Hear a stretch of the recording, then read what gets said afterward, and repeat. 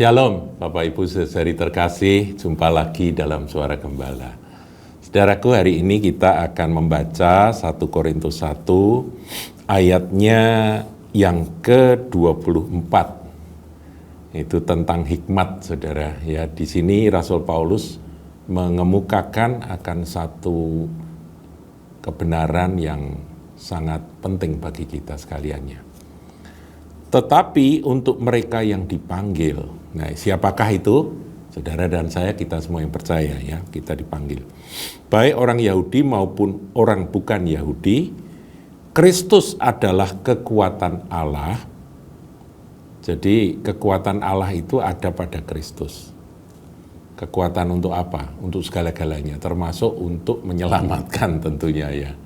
Yang paling penting itu kan kekuatan untuk menyelamatkan manusia dari dosa dan maut, saudara ya.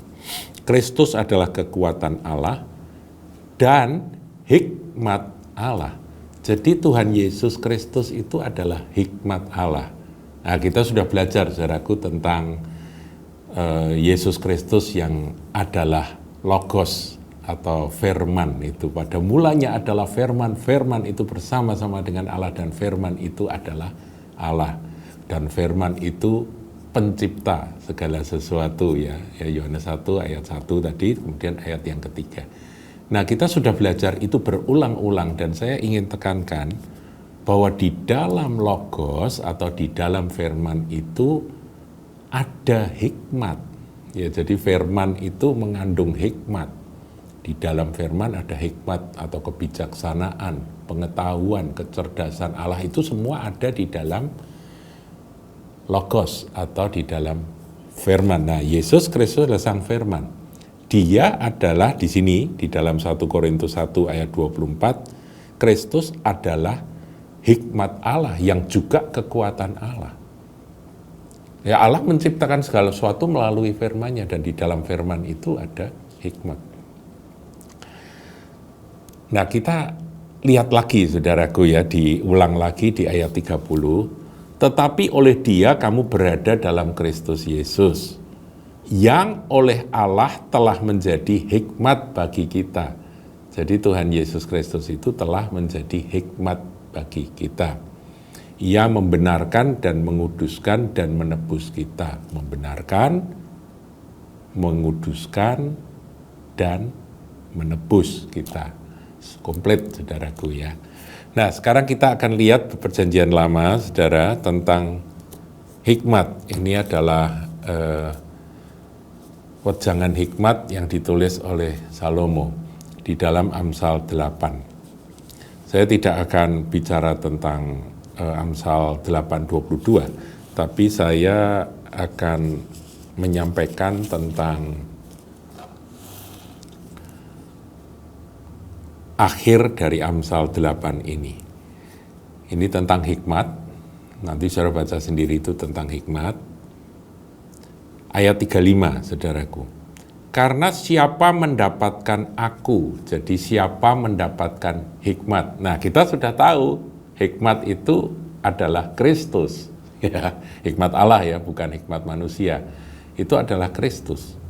Jadi siapa mendapatkan Kristus, mendapatkan hidup. Nah, bukankah ini paralel dengan apa yang Tuhan Yesus sampaikan, apa yang Tuhan katakan di dalam Yohanes 14 ayat 6, akulah jalan, kebenaran, dan hidup. Tidak ada seorang pun sampai kepada Bapa, datang kepada Bapa kecuali melalui aku. Jadi siapa mendapatkan aku, mendapatkan hikmat, ya saudara, Amsal 8 ini tentang hikmat, mendapatkan hidup. Nah, kemudian dan Tuhan berkenan akan dia. Jadi kita beroleh hidup itu ketika kita mendapatkan Kristus. Dan kita diperkenan oleh Tuhan itu kalau kita mendapatkan Kristus atau memiliki Kristus. Paham ya saudaraku? Kekuatan dan hikmat Allah itulah Kristus. Nah, kemudian ayat 36, ini kebalikannya. Tetapi siapa tidak mendapatkan aku merugikan dirinya.